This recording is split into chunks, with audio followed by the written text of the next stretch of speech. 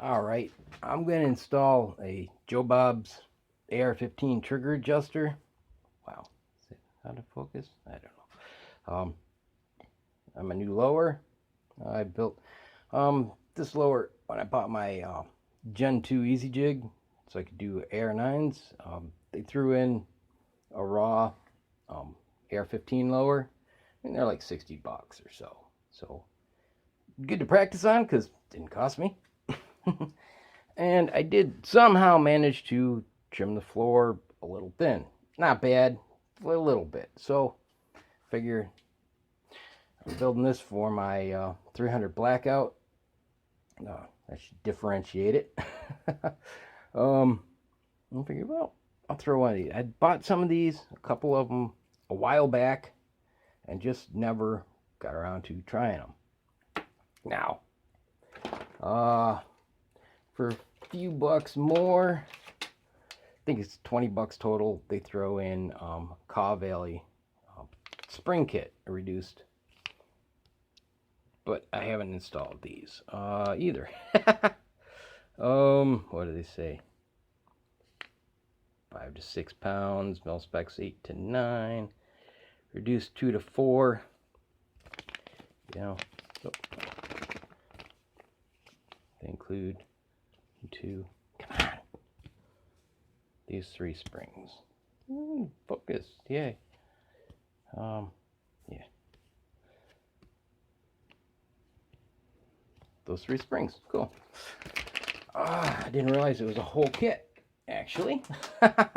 Now, all I've used is the ALG ACT trigger, which is, you know, it's a glorified mil spec, but it's nicely polished.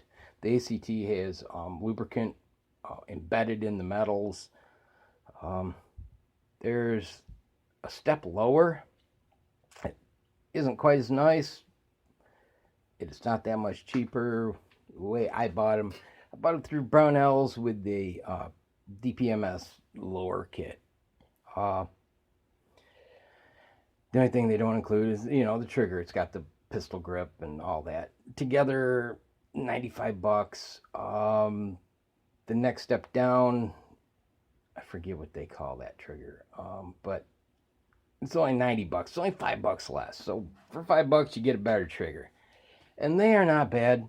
They're actually pretty nice for, you know, like a $60 trigger.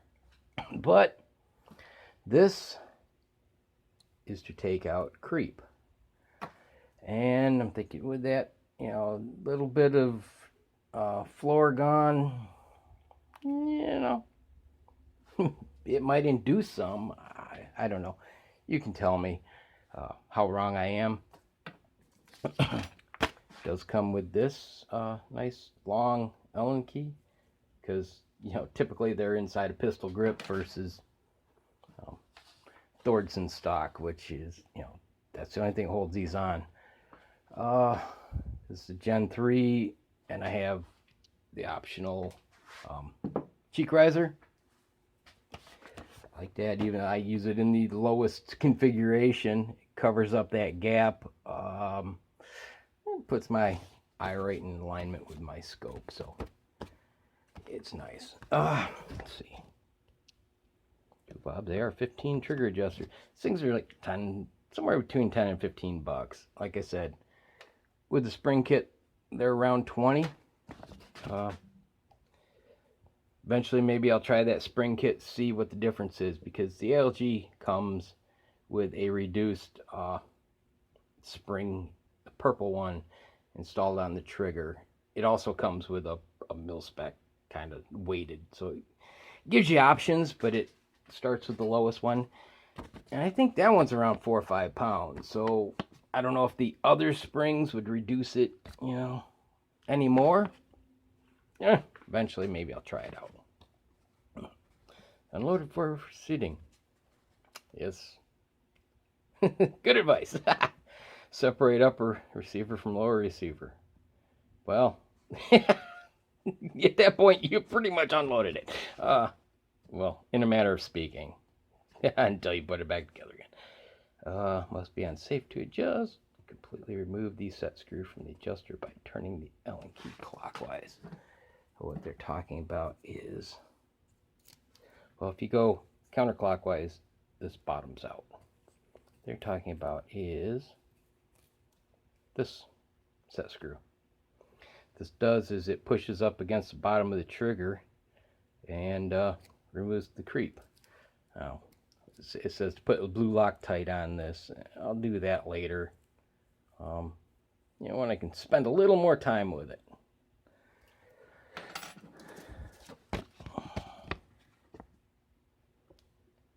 Oh, yep. Install. Screw, yeah. Okay, all that's in there. I don't have the original one in because I'm building it now. Do not tighten past stop point for the set screw. At this point, safety lever won't move or be hard to move. Leave on safe, back out 8th until safety lever moves freely again. Directions are intended to aid a qualified gunsmith in installation. Well, that doesn't apply to me. But anyway, yeah. Now, I have played with this a little bit and found some interesting little things.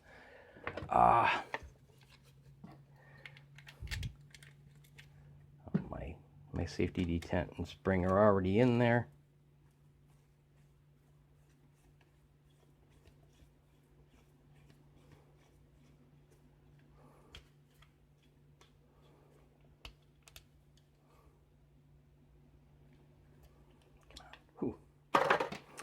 All right, now they're saying leaving safe. Trigger cocked, in safe. Crank this till it stops. Okay, it stopped. There's a little bit more on this safety, but not much more than normal. Well, actually, let's do kind of before and after stuff. Let me back this out a few turns. Ooh. Yeah, helps put it on fire. Not a huge amount of creep compared to some things, but, you know, yeah, could be better. And that's what this is supposed to fix. Let's bring this down to its stop point. And see. Oh, I hate when that happens. Wow. There's almost nothing there. Thing does what it claims on the tin. I've noticed if you leave it in fire and keep going, it will actually release the trigger. At that point, once you cock it, it's too far and you can't pull it. Which is really interesting. One of those little oddities I found. Back it off a little bit and it pops that. Here, what? Here. Okay, it released it. Nothing. Back it out. Come on. It will pop right there. At that point, the trigger will release. And I mean, there's basically no play in it.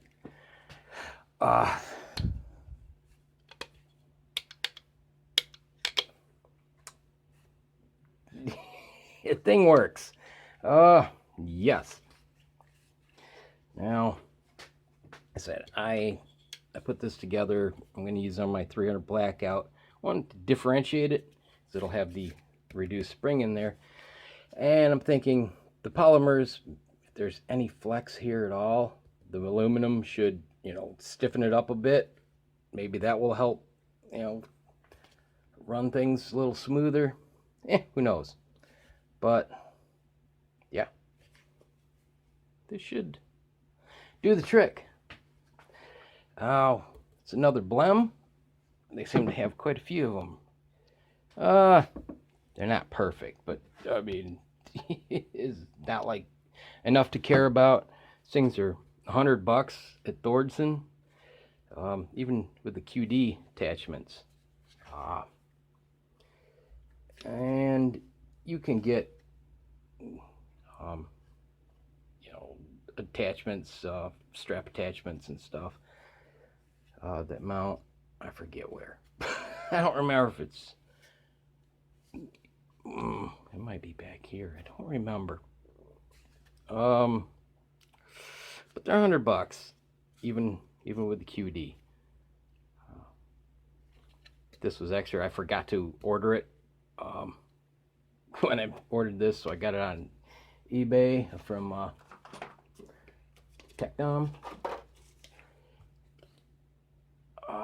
They're like $28-$29 for the adjustable riser.